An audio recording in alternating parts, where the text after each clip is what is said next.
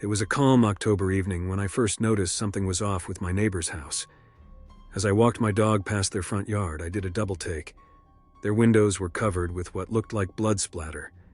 Dark red streaks dripped down the glass, barely visible in the fading sunlight. I froze, goosebumps rising on my arms. Was that real blood? No, it had to be some kind of Halloween decoration. My neighbors always went all out with their haunted house displays. Last year, they turned their garage into a zombie graveyard, complete with animatronic undead clawing their way out of the dirt. Still, something about the blood-spattered windows seemed different, more realistic, disturbing even. I hurried past, avoiding eye contact with the ghoulish scene. Over the next few days, more decorations appeared. Thick cobwebs covered the hedges. A dummy dressed as a clown slumped over on their front steps, its face painted into a demonic grin. Unlit jack-o'-lanterns lined the walkway, carved into twisted expressions of pain. Everything seemed fairly normal, if a little more macabre than usual. But each night, when I walked my dog, my eyes were drawn to those blood-smeared windows. In the darkness, with the light off inside, it was impossible to tell if it was just paint or something far more sinister. By mid-October, the house had been fully transformed. A graveyard sprawled across the front lawn, headstones jutting at odd angles from the earth. A prop coffin lay open, holding a plastic skeletal corpse. The front door was covered in crime scene tape. Despite the warm fall weather, a chill ran through me whenever I passed by. I couldn't imagine what would possess someone to decorate their house so graphically for a holiday meant for kids. But I figured it was their business, not mine. Until I noticed the smell. At first, it was faint, barely noticeable. A metallic tang in the air that made my nose crinkle. As the days went on, the scent grew heavier, more sour, and sickly sweet. It seemed to hover around my neighbor's house, leaking from their windows and doors. I started taking a different route for my evening dog walks, hoping to avoid that unsettling smell. But on Halloween night, curiosity got the better of me. All the neighborhood kids would soon come trick-or-treating, and I wondered if my neighbors had finished their elaborate display. As I approached their house, I immediately gagged. The stench of rotting meat emanated from the property, so thick I could almost taste it. I glanced around, but all the nearby houses were quiet and still, their porch lights off. Steeling my nerves, I crept up the front walkway. The smell worsened with every step until I had to pull my shirt up over my nose. It was like an abattoir on a hot summer day mixed with a sewage leak.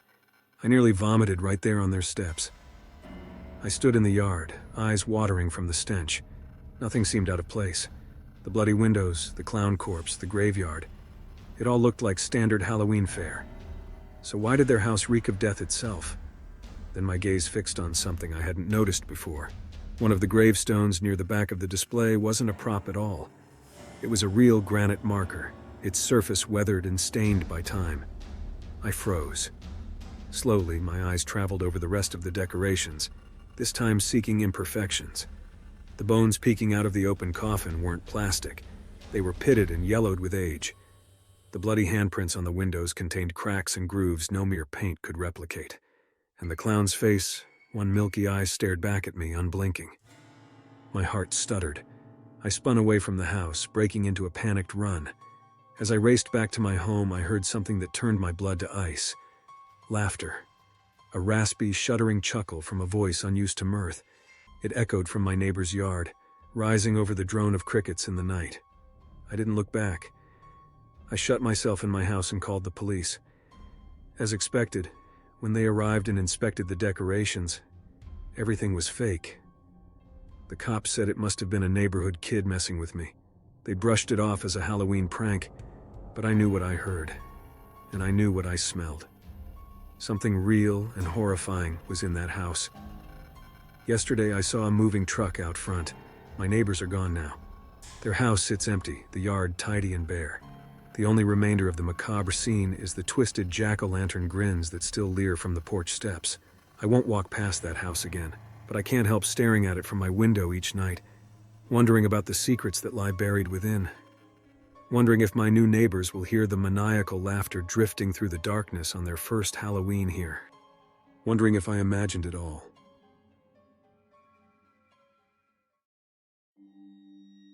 I should have known better than to volunteer at the haunted house on Halloween. The flyer said actors wanted, no experience necessary. I figured it would be a fun way to get into the holiday spirit. Boy, was I wrong. The haunted house was in an old, abandoned hospital on the edge of town. I got there around dusk. Right away, something seemed off. I didn't see any cars in the dirt parking lot. The place looked deserted. I double-checked the flyer. Yep, this was the address.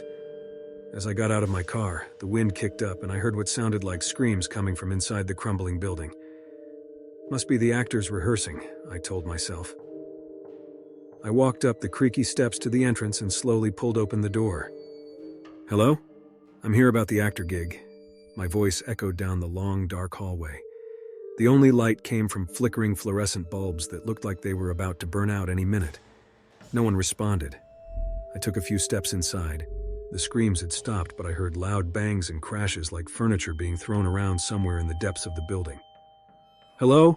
I called out again. I'm here to help set up the haunted house. More silence. I was just about to turn back when a figure stepped out of the shadows, making me jump. He was tall and gaunt, with stringy hair half covering his face. His clothes were filthy rags. You're here for the job? He rasped. His voice sounded like it hadn't been used in years. I hesitated. Maybe this wasn't such a good idea after all, but I didn't want to be rude. Yes, I stammered. Are you in charge? He nodded and shuffled past me, beckoning with a gnarled hand for me to follow. We walked down the hall lined with peeling paint and flickering lights. It looked like no one had set foot here in decades. The man led me through a set of double doors into a large room filled with old hospital beds and equipment piled against the walls. Strange symbols were scrawled on the floors and ceilings. Canisters of blood and body parts sat on metal tables. Okay, this was really creepy. I laughed nervously. Wow, nice props. Is this where people will walk through? The man said nothing. He just stared at me with eyes that looked dead. I shivered.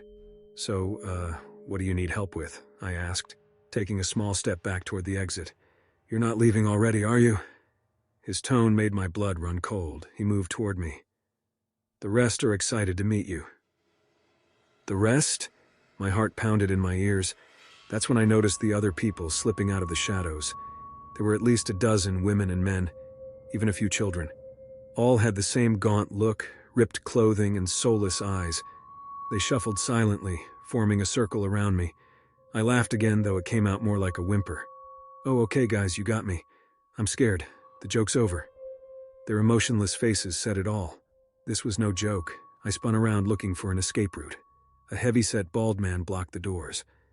I was trapped. That's when the screams started up again, even louder and more terrified than before. To my horror, I realized they were coming from behind a metal door on the other side of the room. I froze. This couldn't be real. It had to be some kind of twisted prank, right? The bald guy lunged toward me. I reacted on instinct and ducked under his grasp, making a break for the door. The others grabbed at me, their fingers like talons slicing my skin. I shoved through them and threw my shoulder against the metal door. It burst open and I tumbled inside. I found myself in a dingy operating room. Under the buzzing fluorescent lights was a woman strapped to a table, writhing and screaming for help. Standing over her was a man in a soiled surgical gown, holding a gleaming bone saw. He looked up at me and smiled. Nice of you to join us. My screams soon mixed with the woman's as the circle of ghouls closed in. I squeezed my eyes shut and prepared for the worst. Suddenly, a loud, repetitive beeping cut through the nightmare. My alarm clock. I jolted upright in bed, heart racing, drenched in a cold sweat. Just a dream. I let out a shaky laugh. Thank God. But when I went to rub my eyes, I gasped. Long, bloody scratches covered my arms. Scratches that looked like they were made by talons. I never volunteered at a haunted house again. But sometimes I still hear those screams late at night when the wind blows just right. It's only a matter of time before they come for me again. And next time I don't think I'll wake up.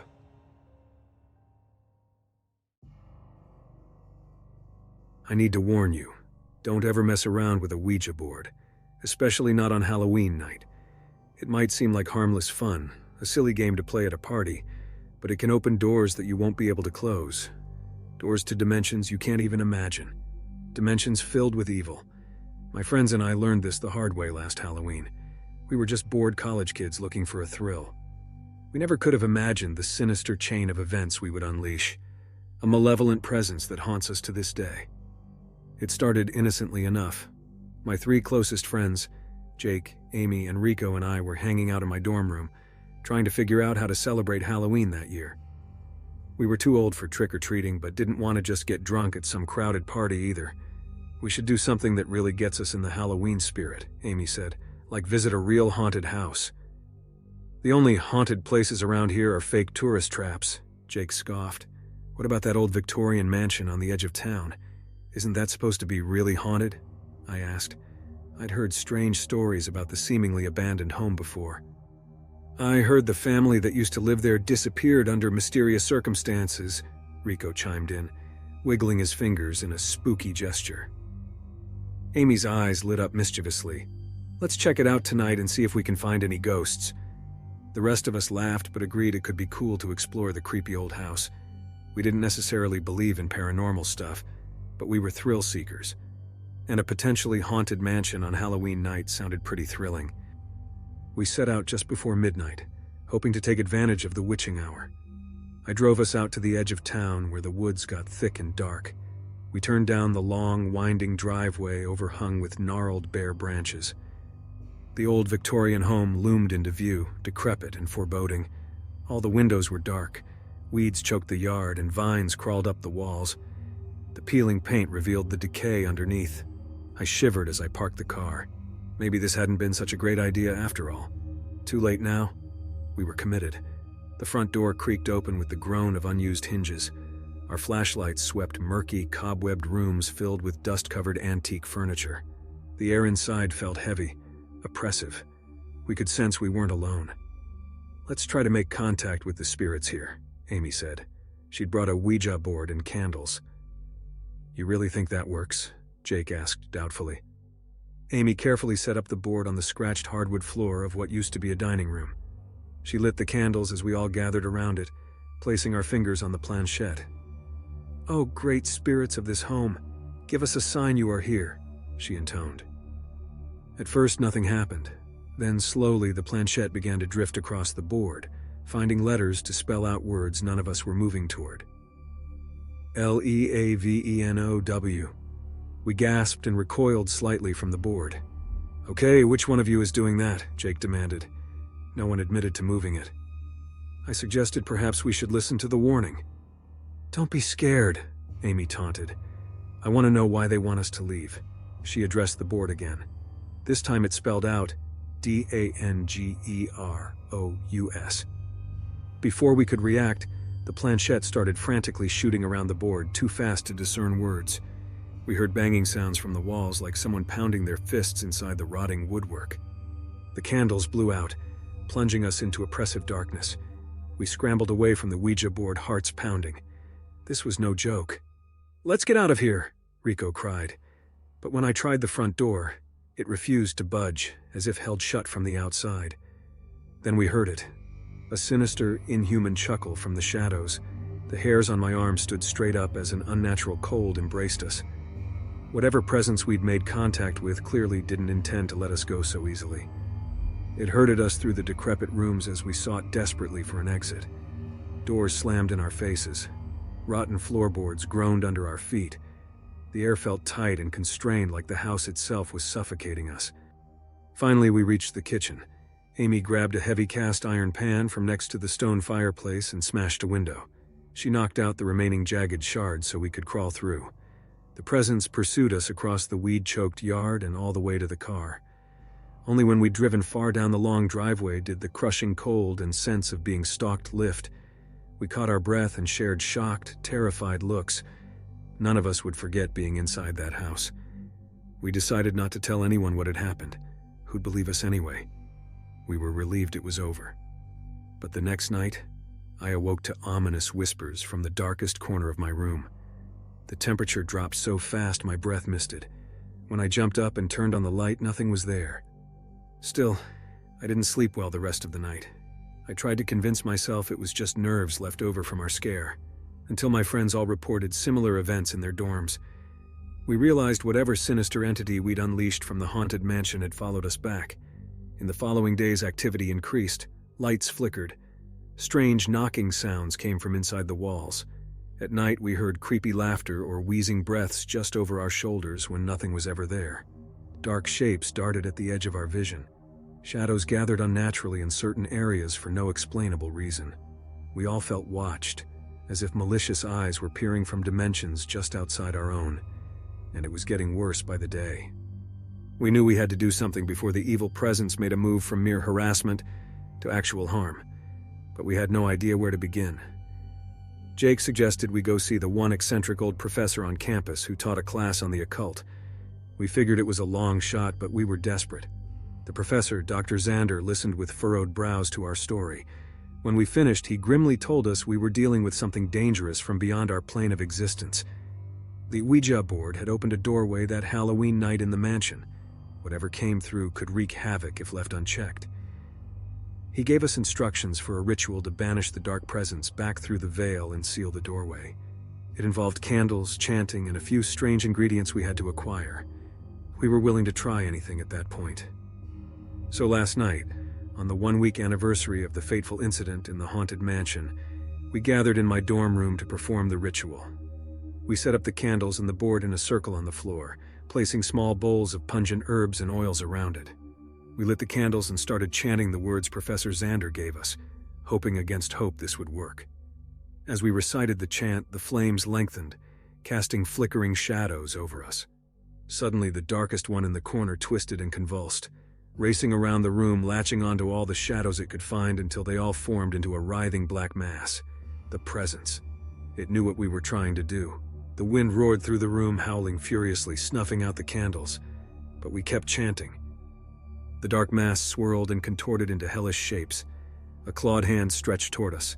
Long limbs unfurled with an otherworldly cracking sound. Terrible noises like screams mixed with cruel laughter echoed around us. But still, we persisted with the ritual, refusing to show fear. With one final flourish, I swept my hand across the board, knocking the planchette free. "Be gone. Go back to the realm from whence you came." As I shouted this, the dark presence let out an unearthly shriek. The shadowy shapes collapsed in on themselves, shrinking smaller and smaller until disappearing completely. Back through the doorway we'd sealed up. In the silence that followed, we finally allowed ourselves to breathe.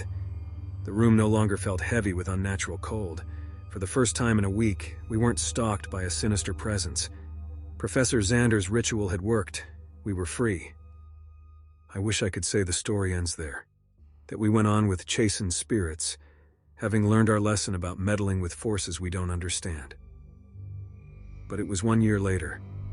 Halloween had rolled around again. We were exhausted from midterms and looking for a thrill to blow off steam. Amy suggested we visit the old haunted asylum on the edge of town that was abandoned decades ago. Rumor had it that ghosts of former patients still wandered the decrepit halls. I'll leave it to your imagination to consider how we fared. Just remember, some doors are better left unopened.